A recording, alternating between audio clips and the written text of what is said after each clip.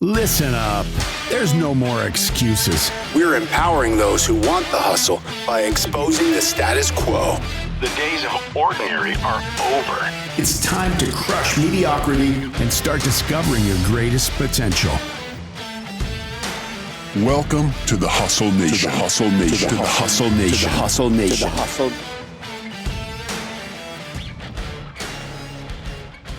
Welcome back to another episode of the Hustle Nation podcast. Today is episode 6 in a 6-part series. And in this episode, we're going to talk about lying to yourself and the power of a framework. So, Justin, I've come to the conclusion that, especially earlier on in my career, I've definitely lied to myself in a number of different capacities. But I also believe that that's something that everyone does, for better or worse. Now, there are obviously positive lies, but there are a lot of times we kind of take ourselves out of a positive attitude, a positive mindset, and we don't tell ourselves the truth. Can you tell the audience what it means to lie to yourself and the concept of how that can rob our personal growth? So, our brains are incredibly powerful things. And we know this because, study after study proves that our brain, if we channel our brains right, we can actually change our physical self, which is kind of insane when you think about it. And so we know our brains are super powerful. And you said it, right? You lie to yourself. I lie to myself. Every human lies to herself. It's the way our brains are actually programmed and wired, right? So our brains are actually designed to have us survive. Like the number one job we as humans are trying to do is just survive, just stay alive. And we see this all the time, and it's in all different scenarios. So, as an example, we've done this, with groups we've talked to, right? If you ever are sitting in a group and you ask everybody in the room, simple question, raise your right hand as high as you can. Everybody raises their hand as high as they can. And then you say, raise it a little bit higher. And guess what? Everyone raises it a little bit higher. And then we say, raise it a little bit higher. And all of a sudden, after 3 or 4 asks, you have some people maybe standing on tables and chairs and all that sort of stuff. And it's like, that was the simplest request I could have possibly given you, which was just raise your right hand as high as you can. And yet every single one of you raised it higher at least the second time. Well, why is that? Well, it's because we as humans are trained to be average. Our brains want us to be normal because normal means we survive. We stay in their pack. We don't stick out. We don't get clipped off or anything like that. And it's that kind of behavioral contagion that exists that keeps us all together. And so our brains are wired to, okay, stay in the comfort zone, stay in the comfort zone, stay in the comfort zone. And we know that's not really where the real growth happens. And so to me, it's acknowledging that, look, we all lie to ourselves. This is also why we can have really incredible behaviors and then fall off the wagon and get into really destructive behaviors. The exact same person. And now some of it could be driven by an outside force, but in a lot of cases, it might just be, you just get into a rut. You're like, oh no, I can eat this. I can eat that. And you literally lie to yourself like, oh, well, I didn't eat that much candy today. Right. And it's not even that you're actually recognizing what's actually going on. And so to me, it's one, recognizing that we all lie to ourselves. It's programmed into our brain. But then it's what the heck do we do about it, right? Knowing that it exists is one thing, but then what the heck can we do about it? And to me, this has been the light bulb moment of the power of a framework. Why do airline pilots have a checklist before they take off? The reality is they know exactly what they're doing. Can you imagine going on a plane and believing that the only way it's going to be successful is if the pilot follows the checklist? Like, that would scare the absolute crap out of me, right? Like, I want that pilot to be able to fly it with or without the checklist. But I do actually like that they use the checklist, because we know that even they are super skilled and super focused, the reality is their brains are programmed to miss stuff. It's programmed to take shortcuts, programmed to stay in the comfort zone, right? And so by going through that checklist, it creates, that's their mini framework in a lot of ways. It allows them to go to back. So like when I think about, again, even you and I've talked about this, when we built out the framework for the 2020 Vision Guide, then we, as well as building out the hustle framework, literally as we're going through, like rewatching the trainings that we built, all of a sudden saying, wait, am I doing that? I'm telling people to do that. Am I actually doing that? And it's that's the level of extreme insanity that our brains actually have, where it's that, but by having that framework, it allows you to come back to, okay, well, what are the steps? What is the framework? What are the things that I know through my own experience and through the experience of others before me, that these are the steps that work? And if I use those steps that work, it reprograms your brain to have confidence in what the things are, create clarity in where the gaps are and where the next steps are. So you can eliminate that kind of overpowering of the brain that ends up lying to yourself and sending you off path. Yeah, Dustin, the real problem I have is that I don't care who you are, you start to believe the lies you tell yourself, whether it be, the food you referenced or how hard you're working, the number of hours you're putting in. And it is really hard to have any self-awareness. So if you do get feedback from someone, whether it be a family member or a boss, you're going to get defensive. You're going, oh, no, I don't know. I can't. That's not true. I want to flip the switch on that, though, because I do think there's a such thing as positive lies. And, if you look in the marketing world, they call them affirmations, and kind of how you feel, and some of it's self-talk that can reshape the mindset and your beliefs in a positive way. So what does that look like on your end? Yeah. So, I mean, I think it's really about creating a confidence momentum in your brain, right? So to your point, the affirmations, gratitude, a lot of these things kind of can create some of that positive momentum. And, the reality is to your comment of like positive lies, right? Like, as with anything, there's a line to everything. But I think a lot of times when people find themselves in a rut or in a gap of where they are versus where they want to be, to your point, the story that they're telling themselves is, I can't do this. I can't do that. I don't have the skill for this. I don't have the time. I don't have the energy. I'm tired, blah, blah, blah. Versus to your point, when you just flip that to, again, maybe nothing has changed, but by just saying, I can do this. I am confident I do it. Who's to say, why can't I do this? If this guy can do it, so can I. And a real simple thing that, a lot of people, whether everyone has different levels of focus on religion and spirituality and things like that, right? But there's a lot of people that find solace in saying that anytime you find a difficulty, you're never given more than you can handle, regardless of how much you think you can handle, right? I believe that. And again, when you think that way, when you change the lens, then when bad things happen, it impacts you different. I'm forgetting who it was, but there was someone that I was listening to, I don't know if it was a podcast or a video or whatever, where they were basically saying every time someone would come to them and talk about the pain, struggle, anguish, shortcomings that they were having, kind of as a complaining, they would just respond with good. Right. And the whole idea was good, because every time you're going through that struggle, that's building you strength so that next time you can overcome it. Right. Now, it's an extreme example, which is why it's interesting. But when you, to your point, when you change that lens, when you change to use the power of your brain to overpower in a positive light, now you're changing yourself for the better. You're changing your momentum. You're changing your mindset, which again, that will lower your stress level. It'll increase your focus and allow you to move faster in the right direction.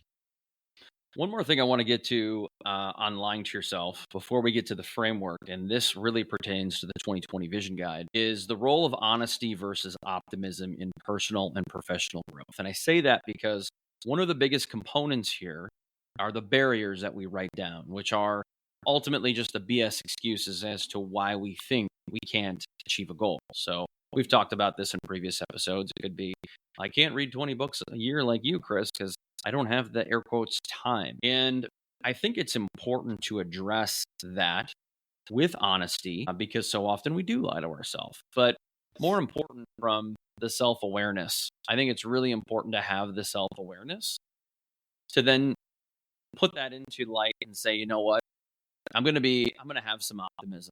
I'm going to have a positive outlook on this. And I'm going to say, you know what, I do have the time. And whether that's an affirmation or whether that's a positive lie, could be two different things. Only you have the self-awareness to be able to work through that.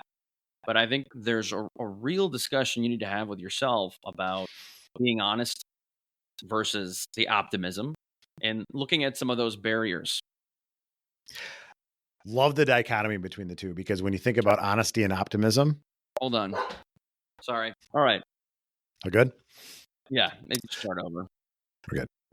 All right. So I love the dichotomy of honesty versus optimism, because if you think about a lot of the frameworks that we've built and we've talked about, you got to be honest about the past and optimistic for the future. And I think a lot of times people mix those two. We feel like, well, we've got to beat ourselves up, and that's where people get into like the blame and shame on a forward-looking basis.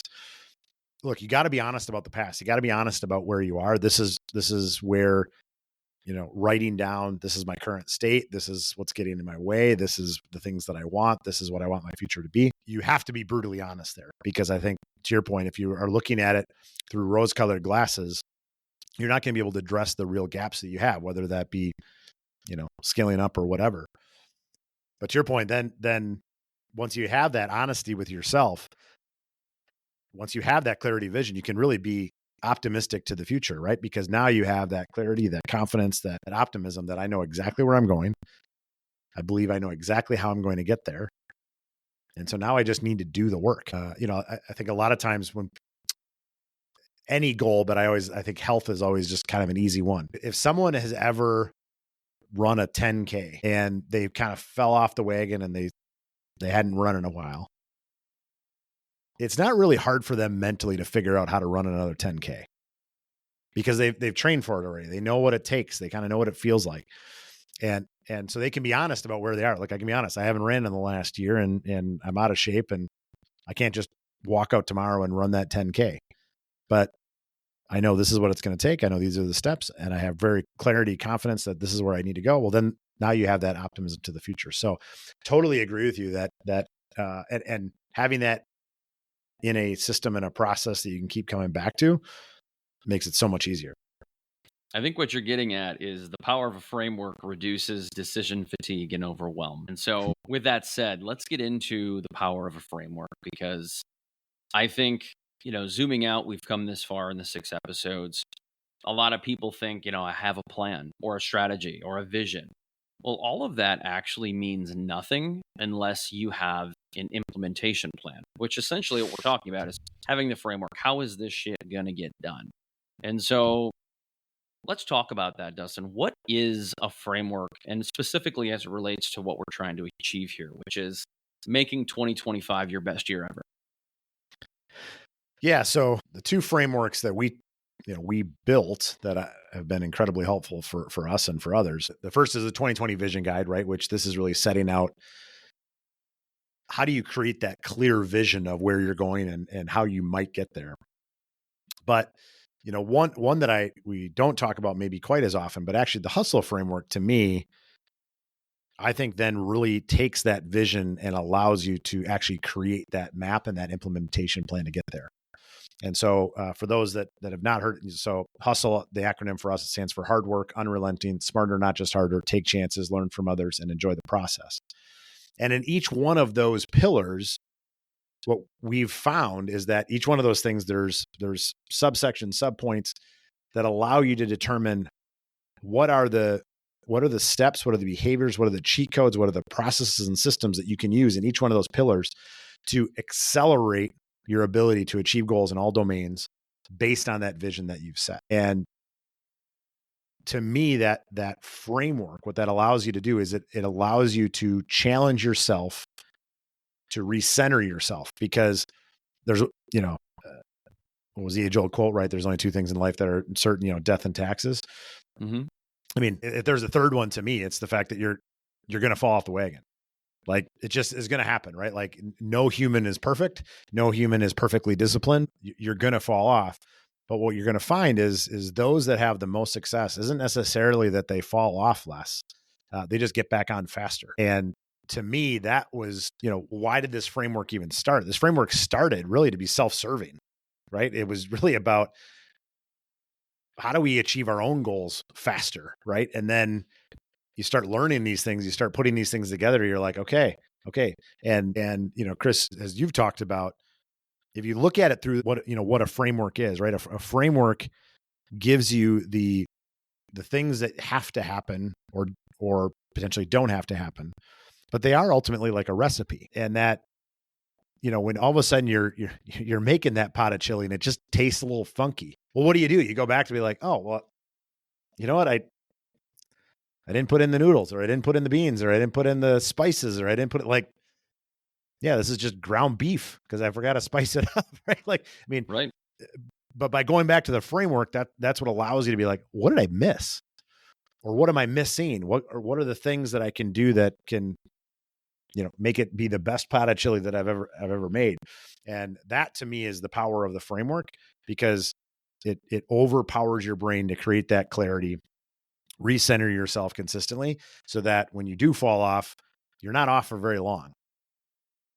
Yeah, absolutely. And I love that you're using my recipe framework. It's only something that I've created through probably decades and decades of spinning my wheels and being stuck in the hamster wheel. But I like the framework, and I think it matters because it helps you achieve success in a way that keeps you on track. We've talked about this in previous episodes.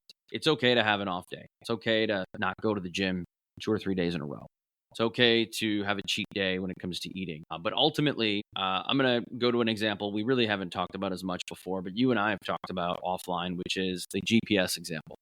And you've got a really good similar example you use. It's just kind of funny and kind of ironic how we both use this in business. But let's just say, for example, you and your wife agree tonight you're going to have a cross-country trip by car. First, you have to know where you're going. You need an address. Otherwise, it's not going to be a very enjoyable trip, and it's probably going to take you a lot longer. You're going to have to know where to stop to eat. Maybe you want to see some sites, landmarks, etc. So you got to have an address. And some people don't even have a GPS. They have a compass. And I would argue there are some people that don't even have the compass. But a lot of folks are listening to this. Not only do they not have the compass, they don't have the address. And that, to me, that's the hamster wheel that it's so easy to get out of. So by going through this framework, which is the 2020 Vision Guide, and again, I want to stress something here before I go back to that example, is this is so easy, folks. Like, this is so easy and such a minimal time commitment that there's almost no excuse not to do it. And there's almost no excuse it's not going to work. So think about that for a moment. This gives you the address, and it becomes simultaneously the compass for how to get there. Now, if you start to implement, like, for example, you start to use the Hustle Daily Planner, that then becomes your GPS navigation. It's going to tell you how long the trip's going to take, how many miles. And then you're going to start to understand, where do we stop to stay? Where are we going to stop and eat? Where are we going to get gas? You have a fairly comprehensive roadmap, air quotes, framework for how to get there. So there's almost no excuses for you to get lost. There's almost no excuses for you not to have some answers as to where you're going to stop or how you're going to enjoy the most, what you're going to enjoy the most about this trip. Right? Absolutely. And when you think about today, right, like you almost can't even imagine somebody taking a cross-country trip now without, their phone or Google Maps or Apple Maps or whatever your technology is. And again, it doesn't mean that, even before, a regular map didn't work, right? A map was still a framework. It was just under the technology that we had. But, what did you do on that map? You're exactly right. It was, where am I going? How am I going to get there? How long is it going to take me? Do I have enough gas? Do I have a vehicle that'll make it? What other things do I need to be aware of? How much time is it going to take? All of those things. And yes, I completely agree. For anyone that is seeking out on any destination, right, whether it be a road trip or anything in life, we know that that's one of the biggest things. Now, again, if you've driven a car, you kind of know that framework, right? I mean, you've learned it over the years, but yet why do we still have, why is there a low fuel light on a car? I mean, technically it should never exist. Like, right. You have a freaking gauge a foot in front of your face all times when you're driving the car. Why does a light need to come up telling you you're low on gas? Well, it's because if we lack a framework, sometimes people are like, if you don't look at your gas every time you're in the car, or you're taking a long drive and you could run out of gas along the way, it's the perfect example. We get distracted, we get refocused. Maybe we need to skill up. We need a framework to tell us where to go. Yeah. So, Dustin, as we zoom out, we put a bow on this episode. How can they take not just this episode, but all 6 and integrate that with the 2020 Vision Guide? So one of the biggest differences between those that achieve their goals and not is just action. I mean, Chris, you and I talk about it, and we've spoken in front of thousands of people at this point, and we joke about it, right? Like, I mean, this 2020 Vision Guide, it costs nothing. Literally, the only thing is it takes time, energy, and effort. And yet we know every time we stand in front of 100 people, less than 20 are going to literally follow the link and start filling it out. Going back to the 80-20 discussion, the action discussion we've had, right? To me, when you think about all of this stuff, we have to eventually take action. Nothing ever got done by just thinking about it. At some point, you just got to step up. You got to take action and do the work. The cool thing in today's world is it doesn't, as we've talked about, it doesn't necessarily have to be easy, but it can absolutely be simple. And when I look at the 2020 Vision Guide to, Hustle Academy, to all these different things, when things are simple, they actually feel easy. It doesn't mean it doesn't take work. It doesn't mean it doesn't take effort and action. But at the end of the day, it almost feels like a cheat code. And you hear that from people time and time again. Like it almost feels easy. And in reality, it's probably not easy, but it's so simple that it feels that way. Yeah, I agree with you. I say that a lot. And there are statistics out there that point to the fact that the more simple we make things, that, I've seen statistics anywhere from 50 to 60% more probable we will achieve that thing if we make it more simple.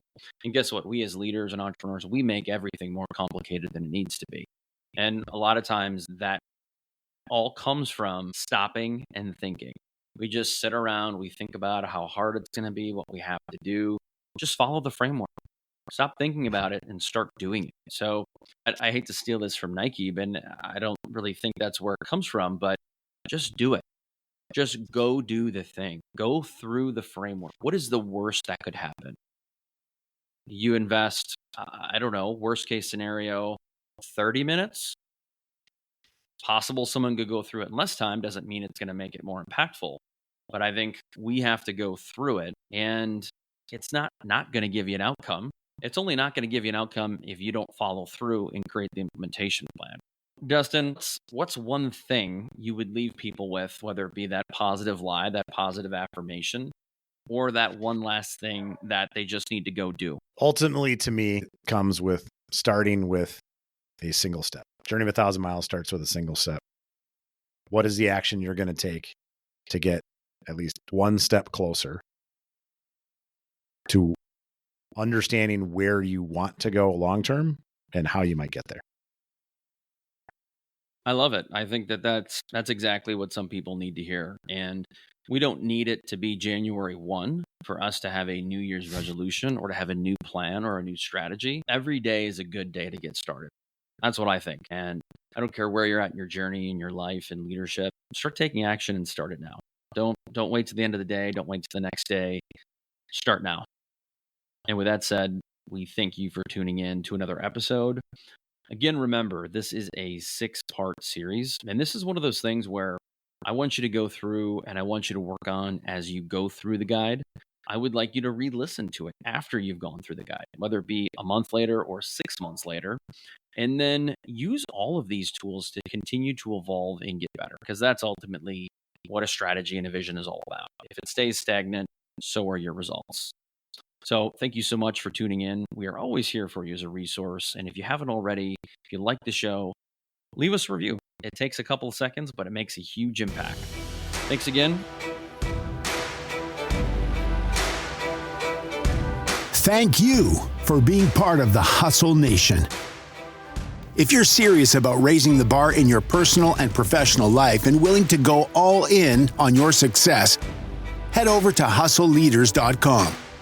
Here you can get access to our Hustle Productivity ebook, attend our Hustle Masterclass, or challenge yourself to the 30-day Hustle Challenge.